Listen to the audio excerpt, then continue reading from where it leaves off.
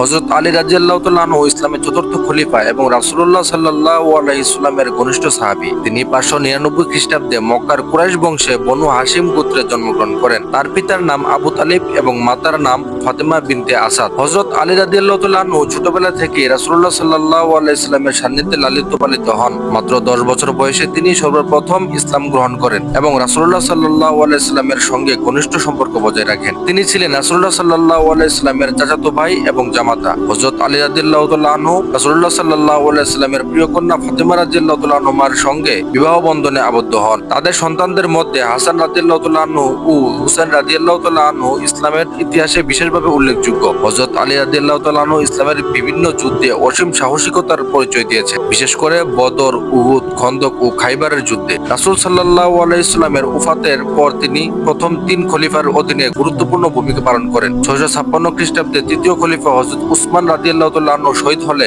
হযরত আলী রাদিয়াল্লাহু তাআলা আনহু খিলাফতের দায়িত্ব নেন। খলিফা হিসেবে হযরত আলী রাদিয়াল্লাহু তাআলা আনহু ন্যায় বিচার ও সত্য প্রতিষ্ঠার জন্য সংগ্রাম করেন। তবে তার শাসনামলে মুসলিম সমাজে বিভক্তি দেখা দেয় এবং 661 খ্রিস্টাব্দে ইবনে মুলজিম নামক ব্যক্তি তাকে কুফার মসজিদে আঘাত করে, যার ফলে তিনি শাহাদাত বরণ করেন। হযরত আলী রাদিয়াল্লাহু তাআলা আনহু ইসলামের ইতিহাসে একজন মহান নেতা, বীর যোদ্ধা এবং প্রজ্ঞাবান শাসক হিসেবে স্মরণীয়। তার জ্ঞান, ন্যায়পরায়ণতা ও ঈমান আজও মুসলিম সমাজের উম্মাহর জন্য আদর্শ।